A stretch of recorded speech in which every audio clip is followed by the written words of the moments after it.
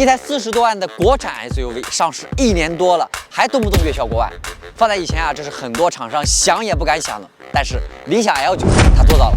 所以我今天呢，就来以一个奶爸的身份，实际的体验一下这台理想 L9，看看它到底是不是你们说的那么好。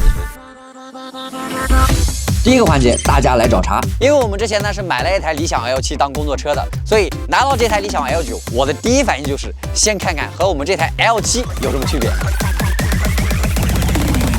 首先，两台车尺寸 ，L9 轴距3.1米，L7是3米，相差10公分。车长 L9是长了20公分左右。然后外观部分一个大的差异就是轮毂，理想 L9大了一圈，也更宽。说实话，如果我不告诉你答案，你能一眼分清这两台车谁是谁吗？座椅布局，理想 L9是只提供6座设计的，而理想 L7是5座，是不是 L9的6座一定更好呢？这里先卖个关子，等会再说。那屏幕方面，理想 L9它用的屏幕材质是 OLED 的，而理想 L7和 L8呢用的都是 LCD 的。理论上 OLED 它的显示效果更加的细腻，特别是黑色，理论上。然后 L9还多出了个香氛、小桌板和车载冰箱，多了5公里续航。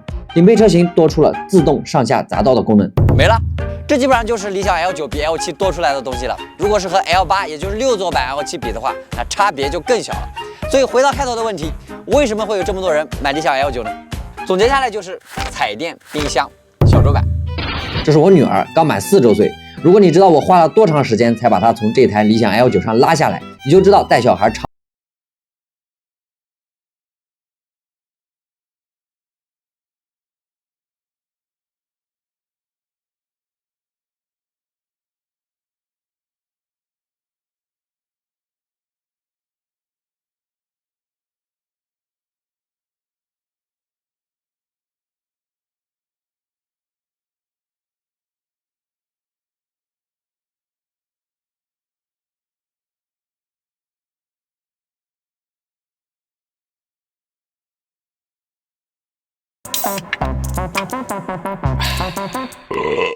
至于小桌板，有过在车上加班经历的，应该懂我在说啥了。好的，老板，我马上办。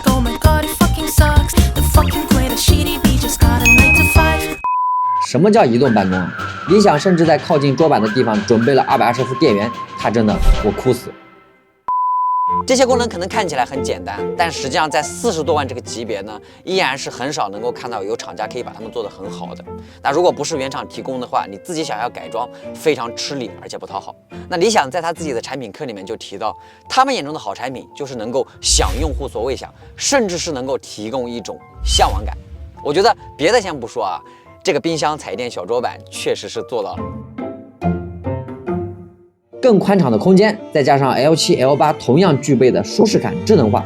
如果你是和我一样的奶爸，白天上班想省点油钱，晚上回家想在车里享受一会儿私人空间，周末出去玩想让孩子高兴，让老婆省心，让自己开得舒服，想要外放店、烧烤、露营、喝冷饮，偶尔还想就地加个班，你会发现除了理想 L9，还真是谁都看不对眼。所以 L9卖得火，好像也不是那么难理解。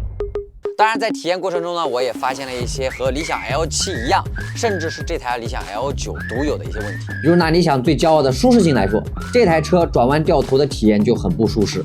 理想 L9的转弯半径高达6.15米，在3车道的马路上一把打不过来是常事儿，在一些狭窄的直角弯也非常容易发生剐蹭。我们同事之前开 L7下地库的时候就撞到了前保了。同样的场景 ，L9的压力估计会更大。你可千万别说大车就这样。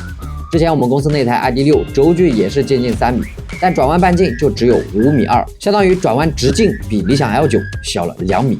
再比如这个第2排的独立座椅，看起来很舒服，配置也很高，但是我想说的是 ，L9它实际上打破了我对这种6座车的美好幻想啊！为什么这么说呢？首先就是这个扶手太短了。实际上并没有 L7上的那个宽大的扶手呢搭在上面舒服。另外，这个 L9专属的电动腿托，实际体验下来呢，我觉得并没有 L7上的那个电动脚踏板来得更舒服啊。而且因为第2排的坐姿比较高，第一次带我同事体验的时候呢，他坐在这甚至是告诉我有点晕车。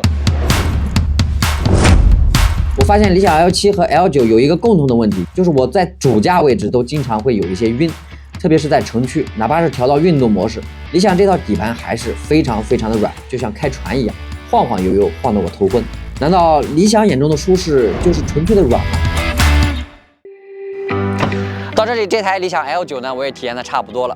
让我感受最强烈的就是它的高科技感、高舒适感，尤其是冰箱、彩电、小桌板。我相信这也是很多 L9车主选择它的重要原因。不夸张的说，已经上市1年多了，这台车呢，在40多万这个价位，依然是拿着望远镜也找不到对手。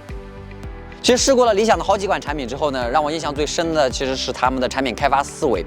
很多人几年前可能和我一样啊，并不看好喜欢口出狂言的理想以及这一家不走寻常路的车企。